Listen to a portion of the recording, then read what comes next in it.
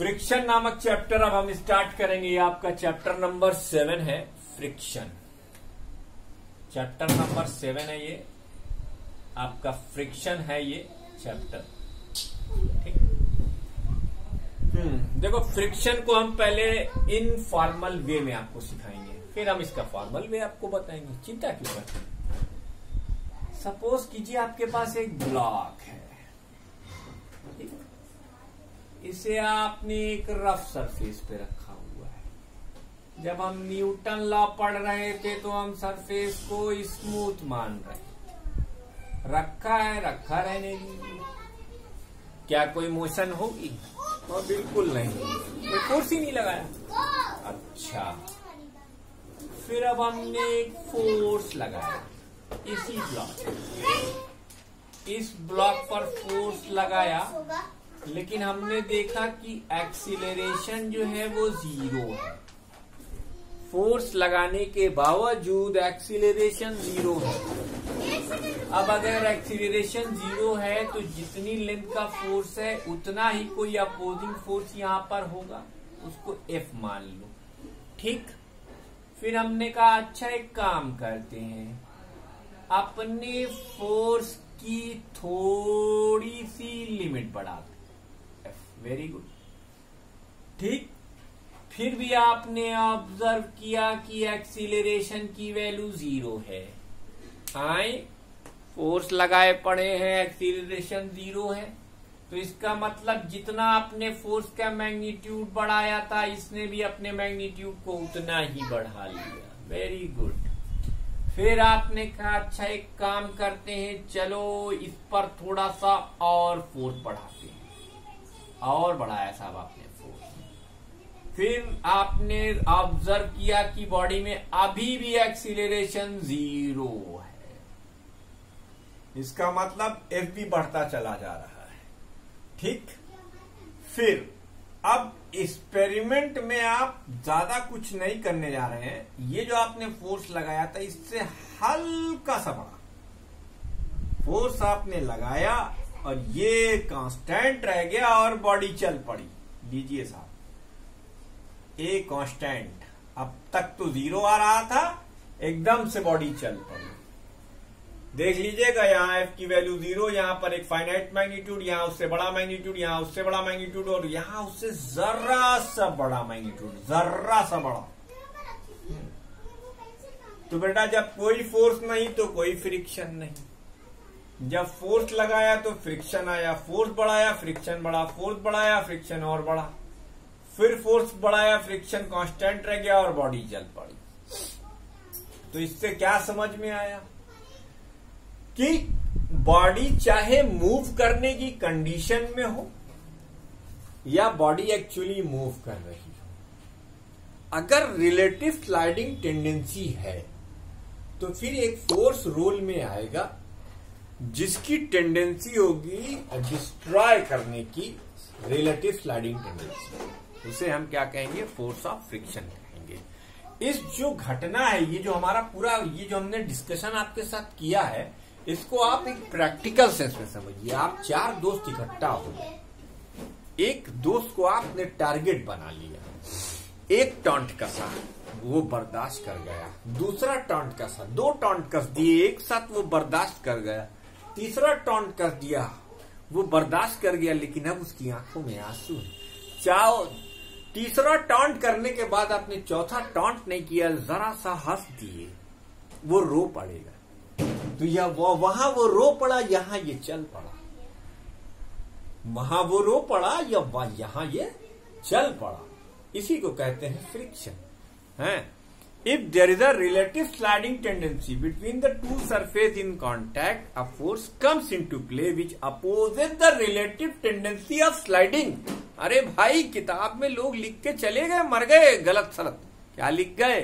Friction motion को oppose करता है। अरे बाप रे बाप, अगर एडवांस लेवल की फिजिक्स की मैं प्रॉब्लम्स आपको दिखाऊं तो ऐसे बहुत सारे प्रॉब्लम्स हैं जिसके अंदर आप देखेंगे फ्रिक्शन होल सोल रिस्पॉन्सिबल है मोशन के लिए। आप कह रहे हैं आए, अभी तक तो हम यही सुनते आए थे कि फ्रिक्शन हमेशा अपोजिशन में रहता है, फ्रिक्शन हमेशा अपोजिशन में रहता है, लेकिन यह क्या बता रहे हैं? ये बता रहे हैं कि फ्रिक्शन की वजह से मोशन होती है।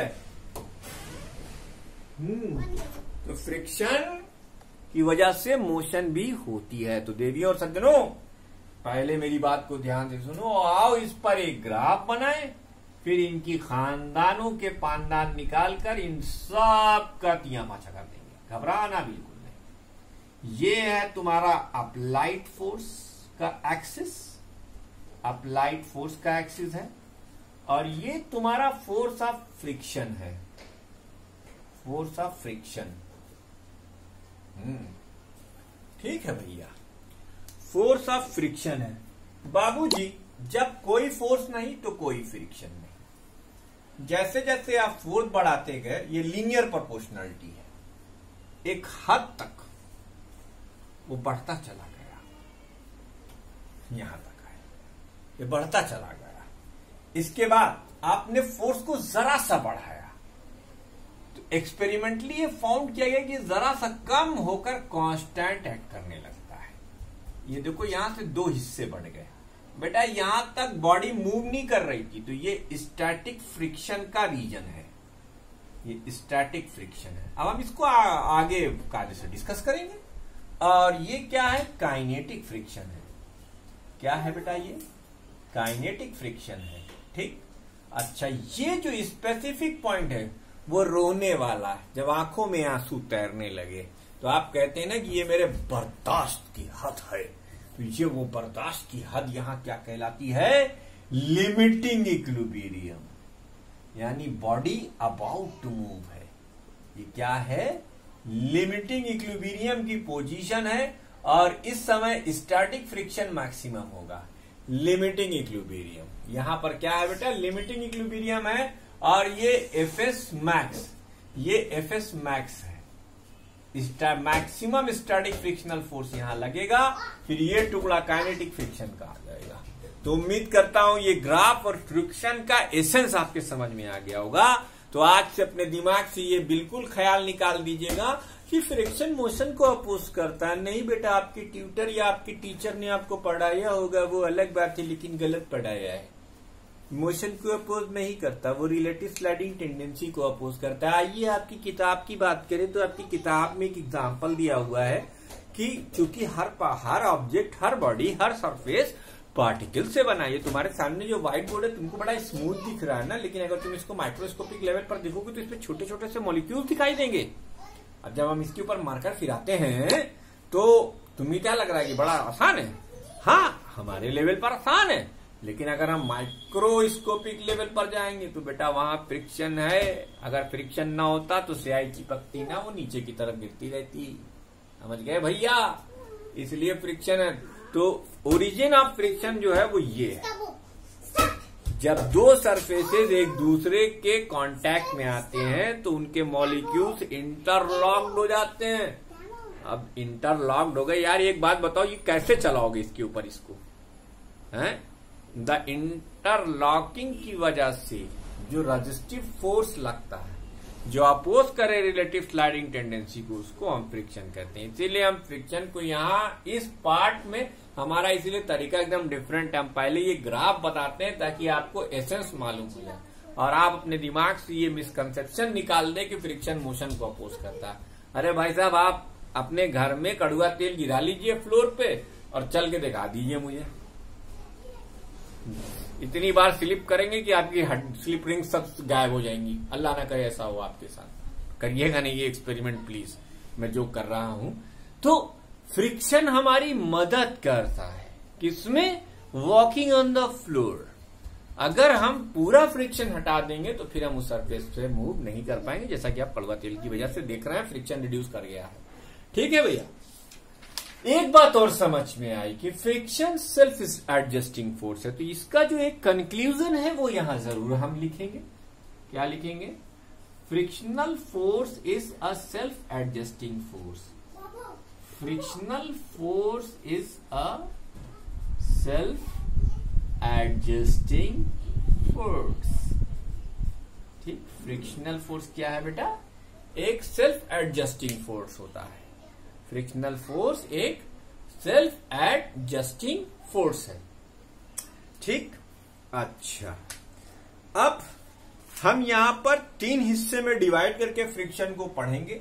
एक होगा आपका static friction, laws of static friction, उसके बाद काइनेटिक लिमिटिंग फ्रिक्शन, फिर काइनेटिक फ्रिक्शन, फिर रोलिंग फ्रिक्शन। ठीक है बेटा, इसको नोट कर लेना वीडियो को पॉज करके। उम्मीद करता हूं कि आप क्वालिटी पर कोई क्वेश्चन रेज नहीं कर रहे होगे और आवाज भी तुमको क्लियर कट सुनाई दे रही होगी। ठीक है, तो देवियों और सज्जनों, अब हम लोग यहां पर पढ़ेंगे स्टैटिक फ्रिक्शन। क्या पढ़ेंगे हम लोग? हम लोग पढ़ेंगे स्टैटिक फ्रिक्शन। अरे वाह, static friction. When there is a relative sliding tendency between the two surfaces in contact, between the two surfaces in contact, a force comes into play. A force comes into play which opposes the relative sliding tendency.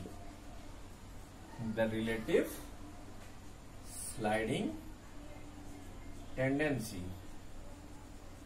is known as static friction.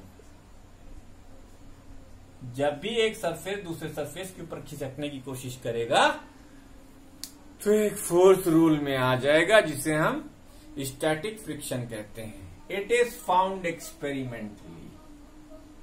It is found experimentally. क्या found किया आपने experimentally? वो आप लिख दीजिए। Static frictional force is directly proportional to normal.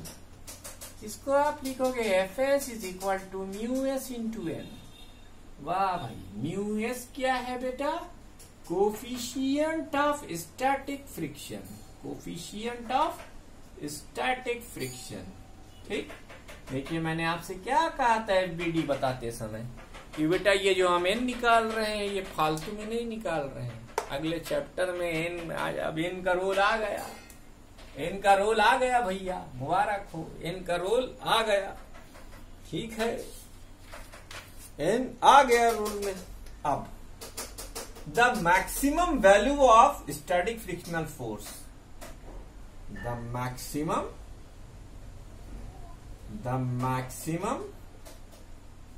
value of static frictional force is known as limiting friction। बड़ी अच्छी बात है भाई।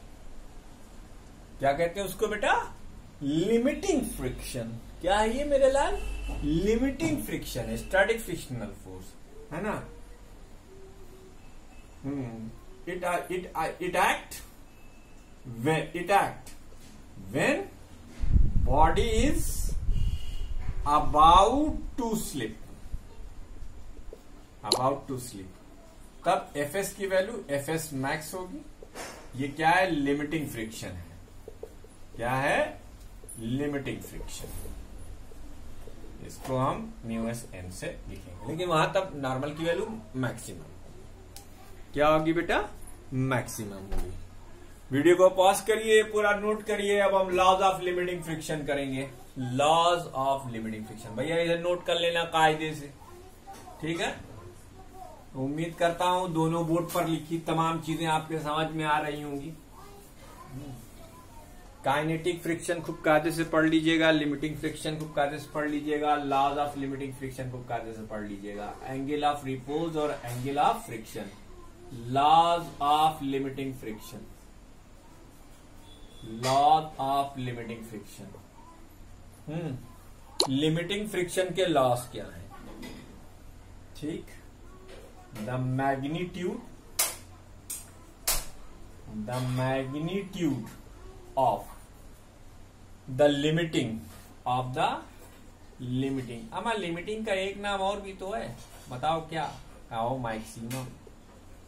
मैक्सिमम लिमिटिंग यानी maximum frictional limiting the magnitude of the limiting static frictional force. Static friction force depends upon the nature of the surface in contact, depend upon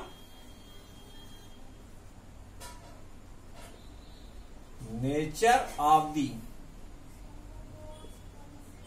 surfaces in contact.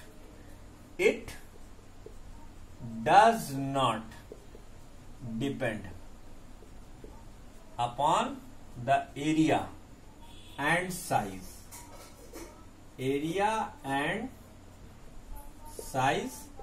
of the surfaces in contact.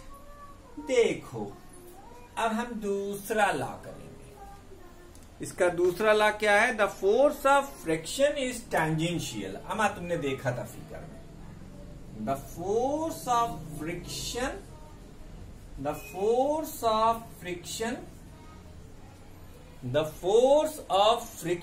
is tangential. The force of friction is tangential to the surfaces in contact.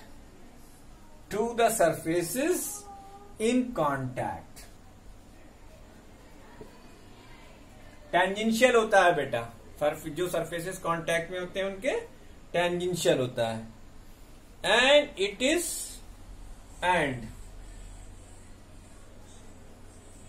Is in the direction opposite to the relative tendency of sliding. तो किताब में जो लिखा सब थोड़ा लिख दे भाई, relative tendency of sliding. हमारा भी तो कौनो ज्ञान है, ठीक। जिस डायरेक्शन में जो सरफेस मूव करना चाहेगा ठीक उसके विरुद्ध कार्य करेगा बालकों, याद रखना। और तीसरा लॉ ऑफ लिमिटिंग फ्रिक्शनल ये है कि the static frictional force is directly proportional to the static frictional force is directly proportional to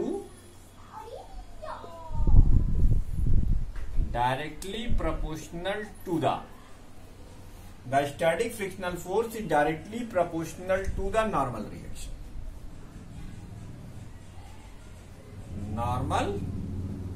reaction। ठीक है। Fs is directly proportional to n. It implied that Fs is equal to mu s into n. काम खत्म, पैसा आ जाए। ठीक भैया, तो यहां से याद रखना mu s की वैल्यू Fs ये लिमिटिंग फ्रिक्शन अपॉन नॉर्मल होता है। एक फार्मूला और याद रखना, क्या है साफ साफ लिख दें। देखो भैया, u बनाओ और इसकी लंबाई बढ़ा दो, U बनाओ और इसकी लंबाई बढ़ा दो, तो ये कोफिशिएंट ऑफ फ्रिक्शन हो गया। ठीक है, तो ये था coefficient of friction. Limiting friction और नॉर्मल का रिएक्शन होता है। आइए साहब, ये चैप्टर तो यार लगता है 2 ही वीडियो में निपट जाएगा, क्योंकि तोरे यहाँ कुछ पढ़ाई के लिए बचा ही ना है। चलो, लॉज ऑफ काइनेटिक फ्रिक्शन। और काइनेटिक फ्रिक्शन क्या होता है भाई, तो इसको नोट करिए। पहले हम काइनेटिक फ्रिक्शन लिखें, नोट करिएगा इसको। अरे सब बड़ा आसान, बस 2 दिन आराम से वीडियो देख के सब नोट कर लेना और इसी को पढ़ के आ जाना। इंपॉर्टेंट क्वेश्चन सारे बता देंगे, प्रैक्टिस कर लेना। अब उतना भी ना पढ़ोगे तो फिर बेकार है। अब हम क्या कर सकते हैं, kinetic friction.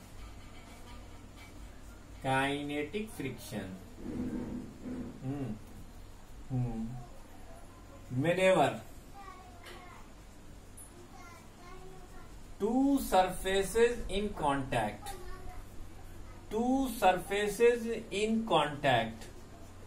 whenever two surfaces in contact slides over each other a force comes into play. A force comes into play which opposes the relative motion. हमने कहा था ना हम आपको बचा ले जाएंगे, झूठ नहीं बोलेंगे। which oppose the relative motion, जो रिलेटिव मोशन को अपोज करता हो। सीधा हो जा भाई, मेरे बच्चों को दिखेगा नहीं। अरे यार, which oppose the relative motion is known as kinetic friction। जो वास्तव में दो सरफेसेस इन कांटेक्ट की मोशन को अपोज करें, उसे हम क्या कहते हैं? Kinetic friction.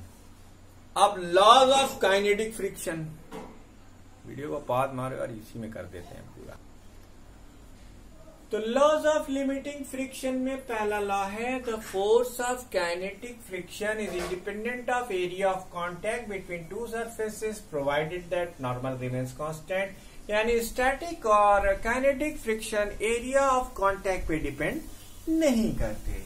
दूसरा है kinetic frictional force directly proportional होता है नॉर्मल के। हम हमेशा नॉर्मल को एन लिखते आए हैं, तो यहाँ भी एन ही लिखेंगे और एन से नॉर्मल रिएक्शन रिप्रेजेंट करते हैं। तो F K directly proportional to N, F K is equal to mu K N, where mu K क्या है? Coefficient of kinetic friction.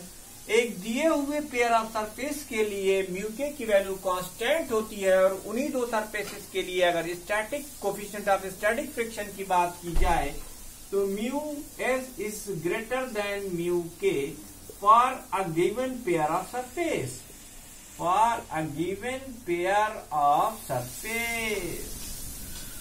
ठीक। एक जरा सा टॉपिक बच गया आपका, angle of friction, angle of रोथ। ठीक है, रोलिंग फ्रिक्शन। चलो एक वीडियो और बनेगा, लेकिन ये खत्म हो जाएगा।